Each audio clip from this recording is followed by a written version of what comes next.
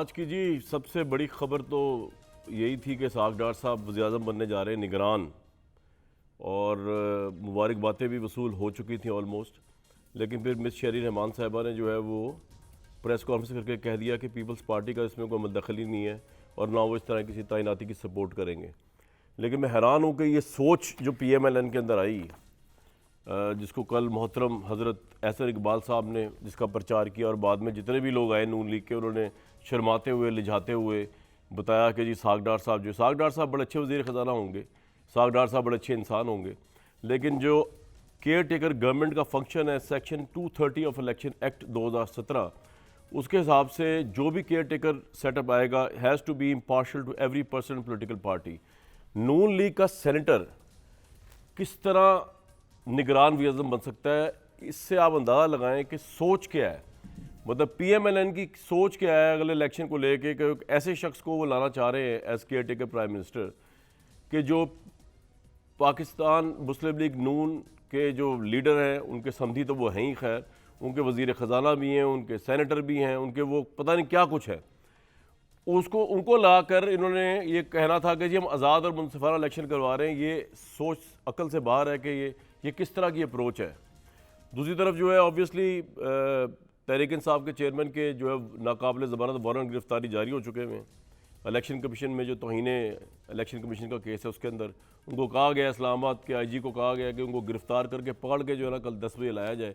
तो आज आपको कोशिश करेंगे जानने की कि ज़मान पार्क में कोई हरकत हो रही है पुलिस की उनको गिरफ़्तार करने के लिए, या ऐसा कुछ नहीं होगा। इसके अलावा 22 के करीब टॉप टायर के जो लोग हैं पाकिस्तान तहरीक इंसाफ के, उनको इश्तिहारी करार दिया गया। इसमें चीदा नाम जो है उनमें मुराद सईद साहब भी हैं जिनको इश्तिहारी करार दिया गया है।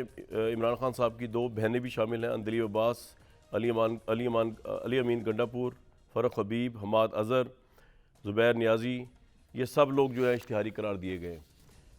मेरे साथ जो लोग मौजूद हैं उनसे जान लेते हैं। पाकिस्तान इलेक्शन की तरफ जा रहा है, लेकिन क्या इलेक्शन जो है वो इस अप्रोच के साथ होगा जो PMLN की अप्रोच है कि इसमें इसहाक डार निगरान वज़ीर-ए-आज़म होंगे, या अप्रोच कुछ और होगी। मैं जावेद लतीफ़ साहब, शायद भट्टी साहब, मेरे लिए असरान साहब। पहले अगर भट्टी साहब आपसे शुरू कर लूँ, भट्टी साहब ये सोच है कि निगरान प्राइम मिनिस्टर इसहाक डार साहब को बनाया जाए, मैं चाहूँगा उस पर आप पहले तो मुबारक हो। भट्टी साहब आज हमारे दरमियान मौजूद हैं। भट्टी साहब जो हैं वो इस वक्त हॉट आइटम बन चुके हैं जर्नलिस्ट की। He is the most famous, popular and most wanted bachelor journalist of our community. बहुत शुक्रिया भट्टी साहब, आप तशरीफ़ लाए। आप तो आपकी शोहरत जो है वो चार दुआ में, मतलब आप यूरोप के ट्रिप पे जाते हैं तो पूरी दुनिया आपके साथ घूमती है जहाँ जहाँ आप जाते हैं। लेकिन बहरहाल वो तो वो हो गया, इस पर आ जाए ज़रा निगरान पे जनाब। भाईजान अब इससे इस सारे शोहरत और इस सारी यूरोप और मलेशिया को देखकर ही आप अगली फिल्म में कुछ छोटा मोटा मुझे किरदार जरूर दीजिए। हाँ, बस आपकी हरकतें जो है ना वो यही रहनी चाहिए जो इस वक्त हैं कि you are the most wanted bachelor. ये ना हो कि लगे कि you are the most desperate bachelor, ये नहीं होना चाहिए, वरना PMLN वाली पोजीशन हो जाएगी कि they are desperate to come to power by hook or by crook. हाँ जी भट्टी साहब, निगरान वज़ीर-ए-आज़म इसहाक डार। ना मैं वांटेड ही रहूँगा, नंबर 1। नंबर 2 ये है कि शुक्रिया, जिस तरफ आप इशारा कर रहे हैं वहाँ दुनिया पहुँच गई होगी, बहुत शुक्रिया जनाब। तीसरी बात ये है नहीं, मैं खुश हूँ आपके लिए। आपको भी देखे, मेरी बात सुने भट्टी साहब, छोड़े प्रोग्राम को बाद में करते हैं। आपको भी खुश होने का हक है। मीडिया गाना था ना, है तुझे भी इजाज़त कर ले तू भी मोहब्बत, तो ये आपका भी हक है। जैसे मेरा और मियाँ जावेद लतीफ़ साहब का वजारत से मोहब्बत है, मेरी जर्नलिज्म से, और आपकी भी जो भी मोहब्बतें हैं, जो भी आपका हक है। जी आप फरमाए इसहाक डार। नहीं, मैं बहुत मुझे उस दिन भी खुशी हुई थी जिस दिन आपके फिल्म का प्रीमियर था और मैं दाखिल हुआ तो आपने कहा कि ये क्या हुआ। इस तरह की दाखिला, इस तरह की एंट्री, बड़ी हीरोइक एंट्री थी आपकी। एक आंख नहीं अच्छी लगती। नहीं अच्छी, आप तो खुश है। अच्छा भाईजान, पहली बात यह है कि मैं समझता हूँ कि क्या हर्ज है अगर इसहाक डार साहब निगरान वज़ीर-ए-आज़म बन जाएं, तो बनना चाहिए। वो हुदैबिया के वादा माफ़ गवाह हैं, वो बाबाए मईशत हैं, वो नवाज शरीफ साहब के समधी हैं, वो 2 बार इनडायरेक्ट डिप्टी वज़ीर-ए-आज़म के ओहदे का एंजॉय कर चुके हैं। क्या प्रॉब्लम है वैसे? आप समझते हैं कि जो KP में सेटअप है निगरान, वो बड़ा फेयर था, जो पंजाब में सेटअप है निगरान वो बड़ा फेयर है। आप समझते हैं कि जो पिछले 15 महीनों में जिस तरह फ़ौज पर हमले हुए वो हमारी 75 साल तारीख में पहले हुए। आप समझते हैं कि पिछले 15-16 महीनों में जिस तरह के मुकदमे, गिरफ्तारियां, छापे पड़े वो कोई अनहोनी बात नहीं थी। जब आइन का खिलवाड़ हो चुका, जब आइन दफन हो चुका, जब सुप्रीम कोर्ट लेकिन इसाक डार साहब बन नहीं सकते ना सर। इलेक्शन एक्ट कहता है कि बंदे को इम्पार्शियल होना चाहिए भट्टी साहब। मैं नहीं सर, मैं उसी पे आ रहा हूं मेरी जान। थोड़ा सा बताएं। जब सुप्रीम कोर्ट के फैसलों को रद्दी की टोकरी में फेंका जा चुका, जब चीफ जस्टिस और जजेस की किरदार कुशी की जा चुकी, जब अधूरी जाली असम्बलियाँ असली असम्बलियाँ हो गई, जब इन जाली असम्बलियों से मन मर्जी की कवानीन साजियाँ हो चुकी, एक नैब तरमीम अपने केसों को, एक नैब तरमीम मुखालफिन के केसों को, और जब कामरान भाई जिन पर फर्द जुर्म आयद होनी थी उस दिन वो वज़ीर आज़म और वज़ीर आला बन जाएं, जब आइनी और कानूनी तौर पर मैं मान लेता हूँ नवाज शरीफ साहब बेगुनाह होंगे, मेरे महबूब कायद, और कौम को माफ़ी मांग कर उनको वापस लाना होगा, ठीक है, लेकिन इस वक्त तक वो आइनी और कानूनी तौर पर मुजरम भी हैं और मफरूर भी हैं। जब वो मुल्क चला रहे होंगे, जब राजा रियाज अपोजिशन लीडर होंगे, जब 10 वजारतों वाले 27 किलोमीटर पर 90 वज़ीर मशीर मुआवनीन बिठा चुके हों, जब कौम पर टैक्सों, गुर्बत, महंगाई, बेरोज़गारी की कौम को दलदल में धकेल दिया गया हो, तब उनको निगरान वज़ीर आज़म बनना चाहिए। और अगर कोई हद, मैं तो कहता हूँ कि एक कानून साजियाँ चीफ जस्टिस के खिलाफ हो गई, अपनी नाइली के ख़त्म करने हो गई, एक और कानून साजी होने जा रही है जिसमें निगरान वज़ीर आज़म को मैंडेट दे दिया जाएगा इकोनॉमिक मामलात चलाने का, इकोनॉमिकली एम्पावर कर दिया जाएगा। जी, और अब एक कानून साजी, मैं तो कहता हूँ आगे जाता हूँ, कानून साजी की जाए और इसमें इसहाक डार साहब को छोड़ें, कानून साजी ऐसी की जाए, अभी इनके पास महीना है कि शहबाज शरीफ साहब इस्तीफ़ा दें, उसके बाद दोबारा निगरान वज़ीर आज़म बनकर इंतखाबात करवाएं। प्रॉब्लम पीपल्स पार्टी को ये नहीं है कि असूल, मंतक या कोई अखलाकियात पे वो बहस कर रहे हैं। प्रॉब्लम ये है कि इधर से नवाज शरीफ साहब वज़ीर आज़म के उम्मीदवार हैं, उधर से बिलावल भुट्टो वज़ीर आज़म के उम्मीदवार हैं। प्रॉब्लम ये है कि हर कोई इस बहती गंगा में अपने हाथ धोना चाहता है, सारों के सर कढ़ाई में और पांचों उंगलियां घी में है। प्रॉब्लम ये है भाईजान कि इसहाक डार साहब कोई बुरा नाम नहीं है, बहुत अच्छा नाम है, उनको बनाएं और इस बनाना रिपब्लिक के ताबूत में आखिरी कील ठोकें ताकि जी आपका पॉइंट आ गया, अरूज का जवाल हो। बिल्कुल ठीक है सर, आपका पॉइंट आ गया। मैं आपके पास आऊँगा एंड में। मियां साहब, मैं कह रहा हूँ कि पहले दूसरी भी एक हमारे जर्नलिस्ट भाई जो है उनकी राय ले लूँ। आमिर लियाज़ राना साहब, इन्होंने तो पूरा मरसिया पढ़ दिया है इरशाद भट्टी साहब ने, लेकिन मेरा ख्याल है आप भी शायद सपोर्ट तो नहीं करेंगे कि अगर जो जहन में आया, जो जहन की इख्तरा भी हो सकती है PMLN की, जिसको पीपल्स पार्टी ने रद्द कर दिया, कि निगरान प्राइम मिनिस्टर या निगरान सेटअप के लिए उनका जो परसेप्शन है वो ये है कि इसहाक डार को बना दिया जाए तो कोई मुज़ायका नहीं। आमिर लियाज़ राना साहब, देखें, बात यह है कि आपने भट्टी साहब के लिए कहा मरसिया पढ़ दिया, आजकल है भी मुहर्रम, और फिर तो इनको कहीं और होना चाहिए, प्रॉपरली जाके दिखाएं। और जो बात की है डार साहब के किरदार पे, जो मर्ज़ी आप बात कीजिए, ज़ाहिर है उन्होंने अगर वहाँ पे लिख के दिया था जो कुछ भी लिखा, और उसके बाद आप चाहे किसी दबाव में लिखें या कुछ भी लिखें, लिखा तो आपने, मैंने और आपने तो नहीं लिखा। और निगरान वज़ीर आज़म बहरहाल इनको नहीं होना चाहिए, किसी सूरत में नहीं होना चाहिए। बात बनती नहीं है, बात बनती नज़र भी नहीं आती। जहाँ नजम सेठी की बात आई, जहाँ डॉक्टर हसन अस्करी की आई कि पंजाब में ही बैटल होती है और वहाँ पे आप कह लें कि सहूलत के साथ वज़राए आला मिलते रहे हैं, तो अब आइंदा भी यही कुछ होने जा रहा है आपको। लेकिन जो बात है ना कि नासरुल मुल्क थे ना 2018 में, कि आप उनको लेके आएँ और उसके बाद एक गैर जानिबदार आदमी थे, लेकिन काम किसने किया? इलेक्शन कमीशन ने और उस वक्त की इस्टेब्लिशमेंट ने। वो अब भी अगर होना है कुछ, जो कुछ भी होना है, वो भूलना नहीं किसी को चाहिए कि मकाफात अमल का आप शिकार हो रहे हैं। कोई चीज़ भूली हुई नहीं है कि पहले 2016 में किस तरीके से शुरू करके 14 वाला धरना नाकाम हुआ, फिर पनामा आ गया और उसके अंदर एक नई मिल गई। तो उस वक्त जो आर्मी चीफ थे उन्होंने अपनी एक्सटेंशन के लिए पूरा जोर लगाया, जनरल राहिल शरीफ की बात कर रहा हूँ, नहीं मिली।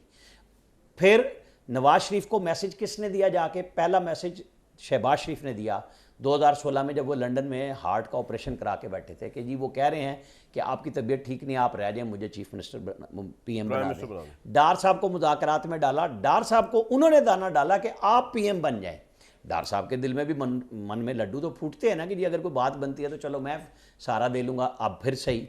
लेकिन ये फैमिली लिमिटेड कंपनी नहीं होनी चाहिए, किसी सूरत में नहीं होनी चाहिए, ना ये मुल्क ऐसा है। आपको निगरान वज़ीर आला वही लाना चाहिए, आपको इलेक्शन कमीशन ने चलाना है, इस्टेब्लिशमेंट ने उसको सपोर्ट फराम करनी है, अदलिया ने उसे वॉच करना है। तो जो लोग ये समझते हैं कि चीफ जस्टिस ऑफ पाकिस्तान, ज़ाहिर है ये तो चले जाएंगे अपनी 16 तारीख को, तो फायद ईसा साहब किसी की, वो जो शेख रशीद लफ्ज़ यूज़ करते हैं कि जेब की घड़ी नहीं है, वो जज हैं और वो जज के तौर पे ही चीफ जस्टिस ऑफ पाकिस्तान के तौर पे काम करेंगे। मकाफाते अमल तो आपको जो कुछ मतलब अब ये लिया जाए कि अब जो अगला इलेक्शन होगा उसमें बहर सूरत, क्योंकि 2018 में नवाज शरीफ साहब के साथ ज्यादती हुई थी, तो अब उनके साथ ज्यादती को ठीक कर दिया जाए और वो इलेक्शन जीते वो हर सूरत में। अब मकाफाते अमल ये होगा सर, या मुनसफाना इलेक्शन होगा? देखें कामरान भाई, सिंपल सी बात है, अगर उस सहूलतकारी के नतीजे में जिसमें अदलिया, फौज और हुकूमत यानी खान साहब की हुकूमत एक पेज पे थी, वो कुछ डिलीवर कर देते, वो बुजदार और महमूद खान ना निकालते। मैं इसके लिए लंबी चौड़ी कतार नहीं पढ़ूंगा, सब ने तबर्रे भेजे हुए कि उनकी कारकर्दगियाँ क्या थी, वो कहाँ से आए थे, क्या किन मकासद के लिए थे। तो मैं आपको बताता हूँ, खान साहब को छेड़ कोई नहीं सकता था, लेकिन इन्होंने अपनी छेड़ बनाई, इस तरह के शगुफे बिठा के पंजाब और केपी में भरम खत्म किया। फिर 2021 में जब DGI की तकरीरी होती है, उस पेज को वो फाड़ देते हैं, उनके गले पड़ती है, वो डोनाल्ड लू का बहाना ले। मैं ये कह रहा हूं कि ये इलेक्शन अगर वो डिलीवर कर देते, मैं आपको बता रहा हूं, ये किसी ने कुछ नहीं कहना था। आज आपने नाकाम तजर्बे के नतीजे में मकाफात वो सब ठीक है आपकी बात, लेकिन आपको इस मुल्क को ये इलेक्शन मुनसिफाना होना चाहिए कि नहीं, मेरे और होता नजर आ रहा है कि नहीं? मैं आपको जी मैं कह रहा हूं कि इस मुल्क की क़यादत आपने नया तजर्बा किया और नतीजा आपको क्या निकला? ज़ीरो। पाकिस्तान को और जहन्नम में धकेला इक्तिसादी तौर पे। आज बुरा हो गया शहबाज शरीफ, इसाक डार के जी, लेकिन वो जो 4.25 साल में बीज बोया उसके नतीजे में आपको नहीं निकला। अब आपको पाकिस्तान को बनाना है, आप बेशक तबर्रा भेजें, शौकिया वो उसके अंदर फनकारियां दिखाएंगे जी नवाज शरीफ ये सारों को पहाड़ा पढ़ाया गया, कोई कहता है टक्कर के लोग हैं, कोई सीक्रेट दफ्तर का कहता है जी मुझे बताया गया, क्यों बताया गया। ये सारी एक जनता थी जो उस वक्त यही भाषण लेके पूरे टेलीविजन स्क्रीन पे छाई हुई थी, बहुत सारे लोगों को बोलना बंद किया हुआ था। हम उस वक्त जहां भी जाते थे यही बात करते थे कि भाई ये काम नहीं है, आप साबित कीजिए। अगर आप नवाज शरीफ को आप लाते हैं और वो आ रहा है तो फिर ये पाकिस्तान का फायदा होगा ना। आपने एक तजर्बा किया, कहां पहुंचाया पाकिस्तान? ठीक है सर, पॉइंट आ गया आपका। मियां जावेद लतीफ़ साहब, पहले तो क्विक सवाल ये कि आप लोगों के जहन में ये आया भी क्यों कि इसहाक डार साहब एक क्रेडिबल निगरान वज़ीर-ए-आज़म हो सकते हैं?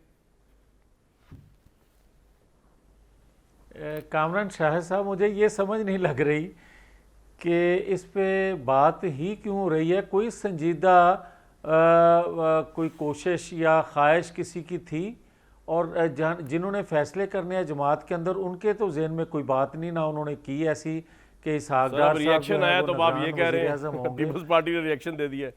नहीं यार, जिस तरह कामरान, एक देखिए मेरी अर्ज सुन लें, आपकी अपनी राय हो सकती है, मगर मुझे राय देने का भी हक है ना।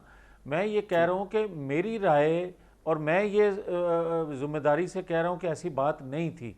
अगर आप मुसल्लत करना चाहते हैं ये बात, तो ऐसा इकबाल साहब ने कल कहा है कि मगर ऐसा था के नाम पर तमाम जमातें मुत्तफिक हुई तो निगरान प्राइम मिनिस्टर हो सकते हैं। मुसद्दिक मलिक साहब ने आज सुबह एक शो के अंदर कहा है इस बात उनमें पूरी अहलियत है निगरान वज़ीर-ए-आज़म बनने की। हमने नहीं कहा।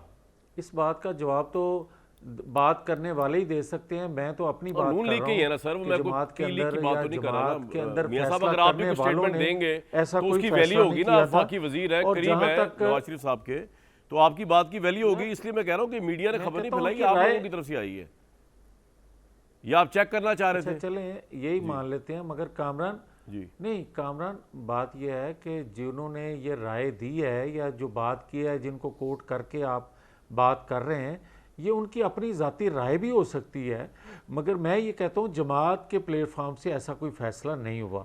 अब आ जाएं, जो राणा साहब ने बात की है ना, ये बात दुरुस्त है कि 2018 में निगरान सेटअप कोई और था और फैसला करने वाले या RTS बंद करके लाने वाले किसी को और थे।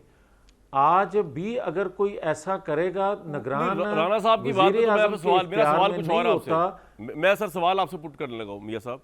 सवाल मेरा ये है कि ये सिर्फ राणा साहब ने नहीं कहा, ये सब कह रहे हैं कि मकाफात अमल नज़र आ रहा है, सही है या गलत है वॉट एवर, लेकिन मकाफात अमल का मतलब ये तो नहीं कि नून लीग को जितवा दिया जाए या नून लीग जीत जाए।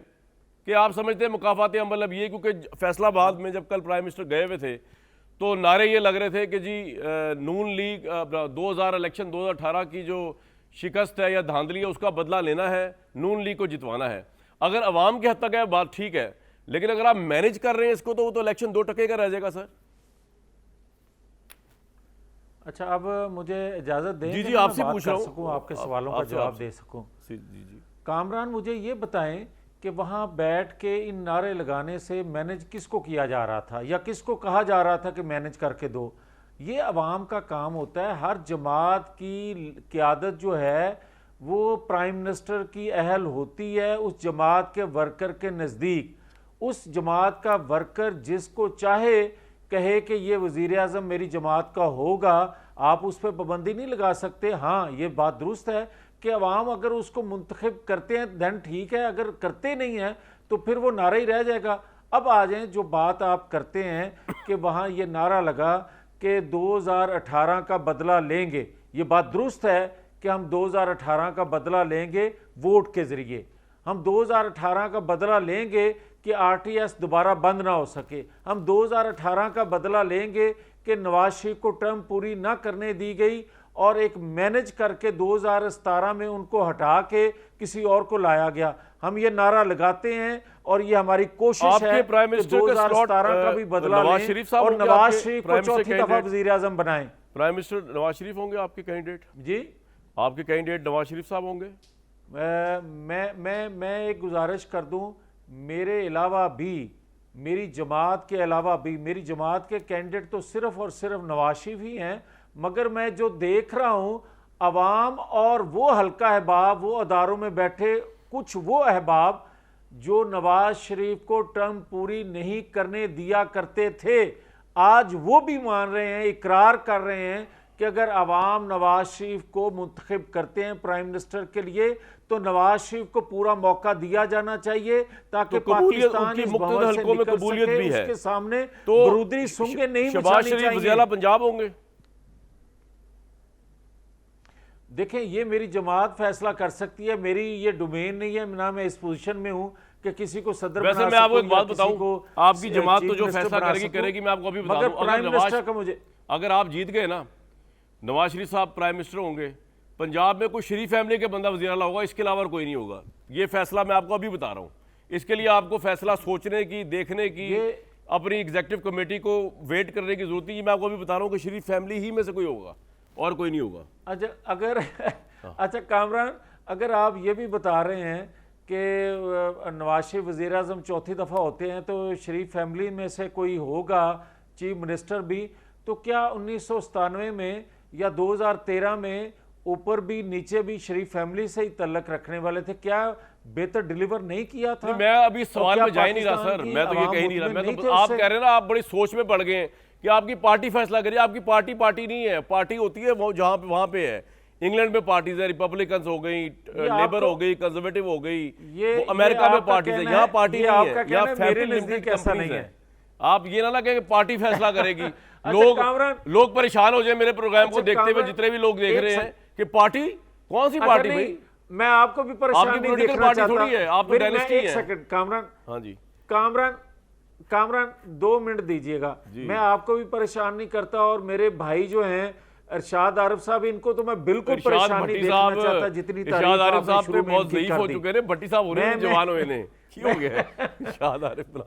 अच्छा, वही ना मैं कह रहा quickly जरा, हूं quickly कि इन्हां सर। दी जवानी में बुढ़ापे च नहीं लेके जाना चाहता, मगर मेरी बात सुन ले। मैं ये कहना चाहता हूं कि देखें आप, जब मैं ये बात कहने लगा था कि 2018 में जो कुछ हुआ और मैंने राणा साहब की बात की थी, मैं ये कहना चाहता था कि यार मुझे ये बता दे कोई कि 2017 में अगर नाइंसाफ़ी मुस्लिम लीग से हुई है, जो कि हुई है, तो क्या उसका अजाला नहीं होना चाहिए? ओ भाई, अजाला तो वोट से होगा ना यार। अजाला इससे थोड़ी होगा कि है, निगरान प्राइम मिनिस्टर आप अपना वजीर खजाना मैं बना वोट की देंगे, बात, सारा और अगर मामला हाईजैक कर लेंगे, यार ऐसे तो आप- नहीं होगा ना।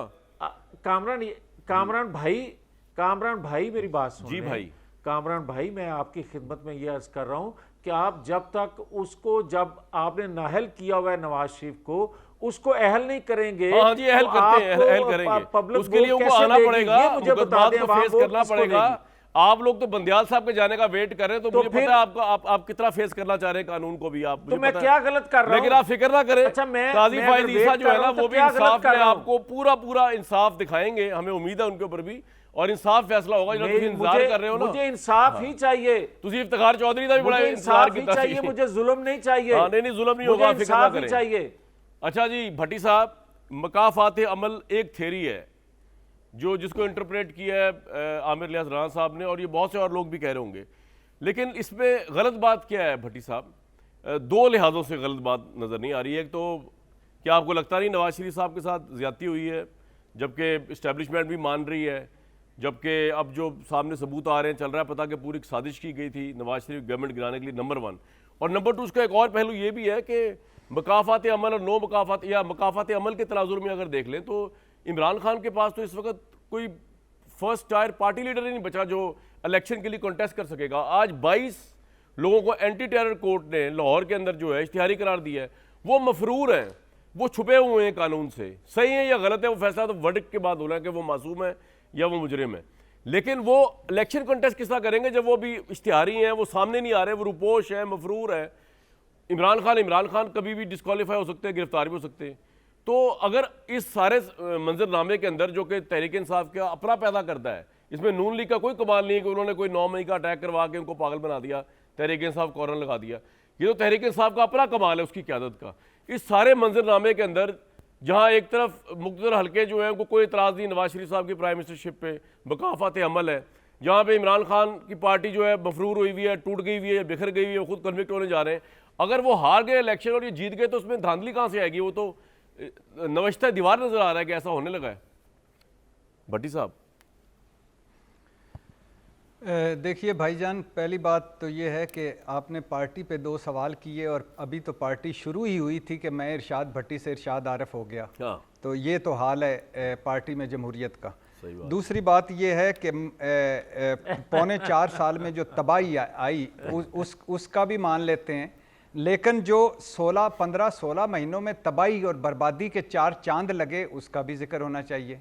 तीसरी बात ये मकाफात अमल भाईजान, मकाफात अमल 2018 का मकाफात अमल छोड़ दीजिए इस बहस को, लेकिन क्या हम 2028 में हम इस पोजीशन में होंगे कि 2023 में जो मकाफात अमल हुआ है अब उसकी तलाफी की जाए? क्या हम यानी नहीं सर, अगर नून लीग गवर्नमेंट बनाती है तो आपको क्यों लगता है कि तबाही फिर जाएगी? थोड़ा ये बताए ना। नहीं, नून लीग की 15-16 महीनों में सारों ने मिलकर गवर्नमेंट बनाई थी ना, नून लीग अकेली नहीं थी। सब वो थे जो अरस्तू थे, अफलातून थे, सारे इसमें जिनके पास सारे मसाइल का हल था। आप मुझे 15-16 महीनों में कोई एक शोबा बता दें जिसमें जो जवाल पजीर ना हुआ हो, या जो तबाही बर्बादी के पौने 4 साल थे जो वहाँ ही रुक जाता सारे शोबे या सारी तबाही, तो फिर ही बता दें। डॉलर वहाँ रुक जाता, ज़र मुबादला वहाँ रुक जाता, IMF वहाँ रुक जाता, टैक्स वहाँ रुक जाते, महंगाई वहाँ रुक जाती, गुर्बत वहाँ रुक जाती, बेरोजगारी वहाँ तो आप कह रहे हैं कि नून लीग को अगर 5 साल मिलेंगे तो ये स्टेबिलिटी नहीं ला सकेगी? भट्टी साहब ये कह रहे हैं? भाईजान मैं तो ये वो गायब का इल्म अल्लाह जानता है, लेकिन मैं तो इनकी सबसे बड़ी तो भट्टी साहब मुझे एक बात बताएं, पीपल्स पार्टी अगर पंजाब में नवाज शरीफ साहब की तजर्बाकार टीम, शहबाज स्पीड, शहबाज गवर्नेंस और इसाक डार सारे इकट्ठे। मैं कहता हूँ ये पैथेटिक गवर्नेंस। आप बताएं कि अगर पीपल्स पार्टी पंजाब में पूरा परफॉर्म करती है, नून लीग जो है आप कह रहे हैं कि उनको इक़्तिदार में आने का हक ही नहीं, जो कि परफॉर्मेंस है, पाकिस्तान तहरीक इंसाफ वैसे ही इस वक्त फारिग हुई हुई है, तो फिर सर पावर में कौन, किसको एक्सेप्ट किया जाएगा जो पावर में है? कोई ना कोई तो आएगा ही ना, इंसान ही आएंगे या कौन आएगा? इरशाद भट्टी भाईजान मैं बिल्कुल नहीं अल्लाह आपकी ज़बान मुबारक करे, मैं बिल्कुल नहीं चाह रहा कि नून लीग इक़्तिदार में ना आए, बिल्कुल आए, वो फेयर एंड फ्री इलेक्शन में आए, मुकाबला करके आए, लेकिन तराजू का पलड़ा जिस तरह इन्होंने बराबर किया है, जिस तरह लेवल प्लेइंग फील्ड बराबर की है कि लेवल प्लेइंग फील्ड में अकेले ही हैं, उस तरह कैसे कोई मानेगा या करेगा? तो बात यह है कि जो रो रहे हैं कि हम इन दुखों से कि हमारे साथ ज्यादती हुई है, उनके 15-16 महीने देख लें उन्होंने क्या किया है। ठीक है, और जो रो सर, रहे आपका हैं कि पॉइंट आ पीछे गया। तबाही बर्बादी फिर गई थी, उनके 15-16 महीने देख लें कि जो 15-16 सर महीने आपका पॉइंट आ गया। तो आमिर इलियास राणा साहब, मुकाफाती अमल वाला साइकिल तो फिर चलता रहेगा सर। मतलब ये कि अब इमरान खान जो है आज फारिग हो जाएंगे अगर इस इलेक्शन में, वो उसके बाद 2-3 साल गुजरेंगे, नवाज शरीफ साहब अगर पावर में होंगे, अस्यूम कर लेते हैं, कोई ना कोई मसला उनका एस्टेब्लिशमेंट से हो ही जाना है अल्लाह के फजल से। उसके बाद फिर वो मुकाफात अमल के चक्कर में फिर इमरान खान को लाया जाएगा। मतलब ये मुकाफात अमल भी तो बड़ी अजीब सी चीज़ है ना पाकिस्तान में। चलें, आपने बड़ा अच्छा किया, जहाँ तराजू के पलड़ों की बात हुई, भट्टी साहब ने बड़ी डिटेल से सारी चीज़ें बताई। मुझे ये बताएं कि तराजू का पलड़ा अदल के साथ होता है ना जी, क्या पीएमएलएन और पीपल्स पार्टी के साथ 2.5 साल के बाद जमानतों के अदल नहीं हुए? यहाँ पे 2.5 साल की बजाय 2-2 दर्जन जमानतें 2-2 घंटों में नहीं हुई? क्या यहाँ अदलिया इंतज़ार में नहीं बैठी रही कि साहब कब तशरीफ़ लाएंगे और हम उन्हें ज़मानत दें, चले आज नहीं आ सकते कल आ जाएं, आज मैं इस अदालत में नहीं आ सकता? क्या ये कभी पाकिस्तान के अंदर हुआ था? यहाँ जजेस जब 2.5 साल बाद भी ज़मानत देते थे तो लिखते थे कि ये सहूलतकारी हुकूमत के लिए, इंतकामी कार्रवाइयों के लिए नैब ने की। आपको पता है ना, ये जजेस ने लिखे फैसले, लेकिन जमानतें नहीं मिलती थी। जब वो एक जज का किस्सा आ गया सामने कि उसने प्रेशर में किया, एक वीडियो के चक्कर में अरशद मलिक साहब ने फैसला दिया, तो जो आसिफ सईद खोसा साहब थे उन्होंने बहिश्ती ज़ेवर की तरह पुलिस रात की मंजिलें लिखी कि फ्रॉन्जिक वीडियो की कैसी होगी। यूके में वो वीडियो मानी गई, यहाँ पे कि यहाँ का सिस्टम ही बाबा आदम था, क्योंकि मैंने किताबें लिखी, अरस्तू मैं था, मैं दुनिया भर के खलील जिब्रान ढूंढ के ले आता था, किताबों में लिखता था, फैसले लिखता था। आज आए ना सामने जब कह रहे थे कि मुझे तो ऐवान सदर दिखाया गया था, क्यों नहीं बोलते उसके बाद से शर्मिंदगी के मारे? वो यही क्यों कहते हैं कि नहीं जी नहीं, हमारे तो फैसले बोलते हैं, आपके फैसले वो बोलते हैं। एक दफ़ा आप कुछ लिखते हैं, फिर आपके बाद में आने वाले कहते हैं हम कॉन्शियसली या अनकॉन्शियसली फैसले करते हैं, हम 63A को रीराइट कर देते हैं। इस पाकिस्तान के साथ जो खिलवाड़ इस तरीके से हुआ, आप समझते हैं 2013 में जो पाकिस्तान नवाज शरीफ को मिला था, आप शायद याद रखें कि लोड शेडिंग इस मुल्क में 18-20 घंटे थी, यहाँ पे दहशतगर्दी उरूज पे थी, उसने उन सब से निकाल के पाकिस्तान को कहाँ किया? ये था नवाज शरीफ। किसी को अच्छा लगता है या बुरा लगता है, लेकिन उसने काम किया। उसने बताया कि इस मुल्क में बिजली के लिए, इन्वेस्टमेंट के लिए कोई तैयार नहीं है। उस वक्त वो चाइना को लेके आया, क्योंकि हर जो बंदा इन्वेस्ट करता है उसको प्रॉफिट चाहिए। वो मेरे और आपके साथ खैरात पे नहीं करता, लेकिन एक एतमाद होता अगर है। ये पावर में ये आते जो हमने दुनिया भर में सिफारतकारी की और हर मुल्क को नाराज किया, ये जो आज शहबाज शरीफ को मिन्नतें करना पड़ रही हैं, वास्ते देने पड़ रहे हैं, वो किसके लिए? क्या वो घर के लिए लाया? वो पाकिस्तान के लिए लाया कि एक डिफॉल्ट कराने की रियासत की कोशिश थी, जो रियासत के अंदर इदारों में हो रही थी, उसके लिए सहूलतकारी हो रही थी। किस तरह बचाते? आपको तो यही नहीं था कि मेरी मर्जी का लगे। आप मई 2022 में इलेक्शन नहीं चाह रहे, आपको मिल रहा था, आपने 25 मार्च कर दिया कि मैं वो 25 मई को लॉन्ग मार्च कर दिया। सर वो भुगत भी तो रहा है ना, वो तो जो भुगत रहा है वो भुगत रहा है। आपने कहा नहीं मुझे तो अभी आप आज असेंबली तोड़े। बिल्कुल ठीक है, मुझे खुद का बताओ क्या है? ये ठीक करना आमिर होगा, भाई आप ब्रेक के लिए जाऊंगा मैं। 28 की वो तो जो भुगत रहे, मुझे खुद का ये है कि ये पीएमएल, मैंने पहले भी मियां साहब को कहा था, मैं ब्रेक पे जा रहा हूँ, खुद का ये है कि पीएमएलएन ने बाज नहीं आना। और अभी तो हालात बड़े, इस वक्त एक पेज चल रहा है, कोई कहे ना कहे लेकिन एक पेज चल रहा होगा, लेकिन जैसे ही इन्होंने पावर में आना है उसके बाद ये एक पेज कब तक रहेगा और उसके बाद क्या रिप्लेसमेंट आती है पाकिस्तान के मंजरनामे पे, ये एक बड़ा अहम सवाल होगा। लेकिन भट्टी साहब के लिए सवाल छोड़े जा रहा हूँ कि चेयरमैन तहरीक इंसाफ कहाँ स्टैंड कर रहे हैं, और कल जिस तरह तौहीन इलेक्शन कमीशन को कहा गया गिरफ्तार करके लाया जाए, ये सब कुछ होने जा रहा है उनके साथ, और तहरीक इंसाफ के बगैर अब पाकिस्तान की सियासत जो है वो रूल करेगी, जैसे केयर टेकर में उनका कोई उनसे बात ही नहीं कर रहा, और आगे भी यही मामला चलेगा। एक ब्रेक के बाद जी।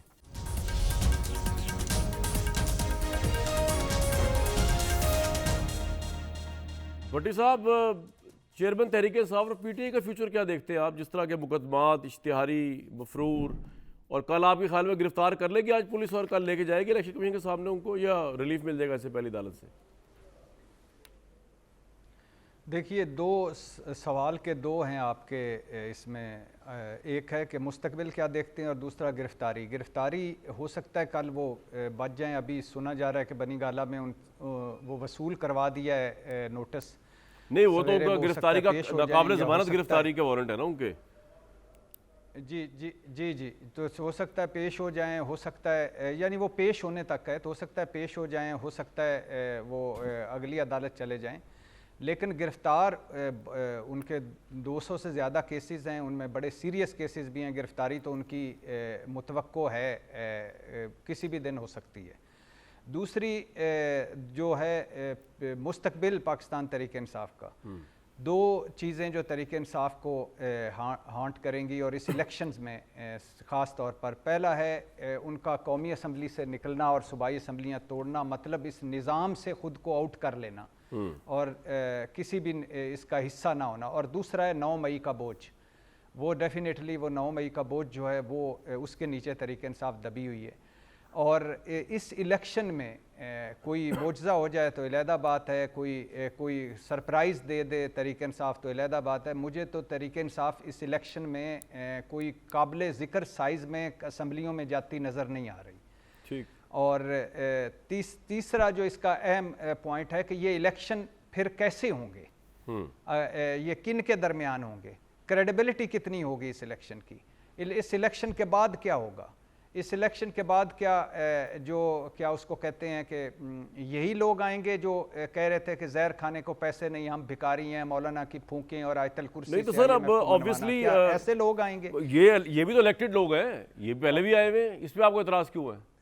सर इलेक्टेड, सर सब इलेक्टेड लोग हैं, जो पहले भी थे आज भी थे। मसला इलेक्टेड पे नहीं है, मसला ये है कि आपने इस 24 करोड़ जो इलेक्ट करते हैं, जिनमें चलो कोई 1.5 करोड़ किसी को वोट मिलता है, किसी को 1.25 करोड़ मिलता है, किसी को 80 लाख मिलता है। बात ये हमारे मसाइल को हल करेगा। इलेक्शन बगैर चेयरमैन तहरीक इंसाफ के, भाईजान जी जल्दी बोल दें। मिसाल के तौर पे कि सारे फंड्स लगे थे लाहौर पे, क्या हुआ लाहौर का अशर? ठीक है, दूसरी बात साहब बगैर चेयरमैन तहरीक इंसाफ के इलेक्शन लड़ने का मजा आएगा आपको? यार मुझे ये बता दें कि कामरान शाहिद साहब के निज़ाम से बाहर होना मैंने कहा था, 9-10 मई का वाक़या करना मैंने कहा था, 2017 में जो किरदार मिल के जो साजिश उन्होंने की थी, बंदर बांट की थी, उहदों की, कौन कितनी देर तक चीफ रहेगा, कौन प्राइम मिनिस्टर कितनी देर रहेगा, उसके बाद सदर कौन बनेगा, उसके बाद अदल का निज़ाम कैसे चलेगा, ये मैंने कहा था। और मुझे ये बताएं कि 2002 में, 2008 में, 2018 में क्या नवाज शरीफ को इलेक्शन से बाहर रख के उसको आप इलेक्शन समझते हैं? उस पर क्यों नहीं सवाल उस वक्त अरशाद भट्टी साहब उठाते थे? उठाना चाहिए था इनको उस वक्त भी कि एक बड़ी जमात जो है उसकी क़यादत को नाहल करके आपने बाहर रखा हुआ है और आप इलेक्शन भट्टी साहब आपकी क़यादत को करप्ट समझते हैं, इसलिए सवाल नहीं उठाया, मैं आपको बताया था, ये बात है। अच्छा एक सेकंड, फिर मुझे ये बताएं कि 2018 से लेकर 2022 तक अरशाद भट्टी साहब तमाम नालायकियां, तमाम करप्शन, तमाम कर्जे, तमाम लूटमार, तमाम बैड गवर्नेंस नहीं बोलते रहे उसके ऊपर, मेरे प्रोग्राम में बोले, आके गुजार पे बोले, करप्शन पे बोले।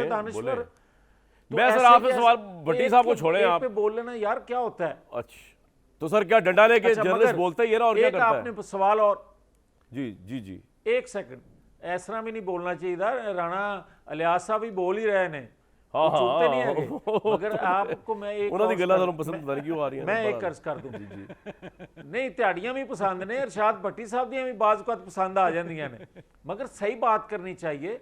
मगर मैं ये कहूंगा, एक पिछले प्रोग्राम में जवेद लतीफ साहब मैं बोल रहा था तो कह रहे थे सुभान अल्लाह, माशाल्लाह, माशाल्लाह, सुभान अल्लाह, आपके प्रोग्राम में जी तो मैं उन्हीं कह रहे हैं, जैसी मर्जी मियां साहब कंप्लीट कर ले, फिर ना कहना टाइम नहीं मिला आपको। जी मैं कामरान आपको ये कहूंगा कि आपने एक बात की थी कि नून लीग जब भी इक़्तिदार में फिर आएगी तो वो अपनी रवायत जो है उसको नहीं ख़त्म करेगी। मुझे ये बताएं कि 93 में मैंने क्या किया था जो अब मुझे निकाला गया था, 99 में मैंने पाकिस्तान के दिफा को नाकाबिले तस्खीर बनाया, मुझे हाईजैकर बना दिया।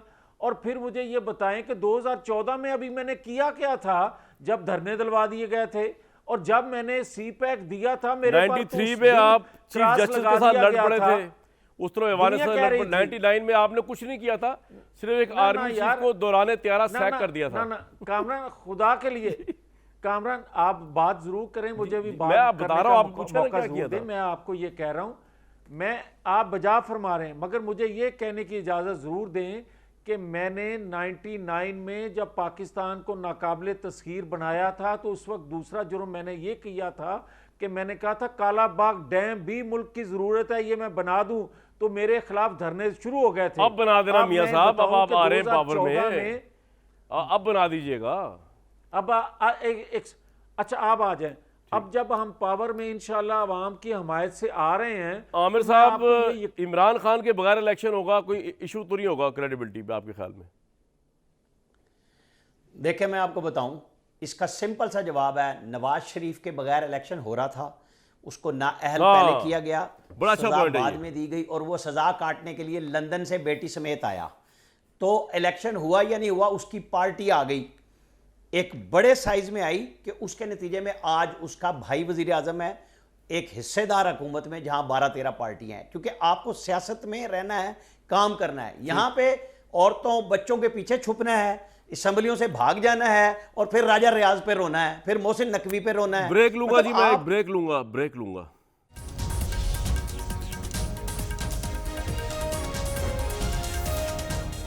पाकिस्तान में आने वाले दिन पाकिस्तान के लिए इलेक्शन और आवाम के लिए क्या लेके आएंगे, यहाँ से लम्हा बलम आपको रिपोर्ट करते रहेंगे इंशाल्लाह। मुझे दीजिए कल तक इजाज़त।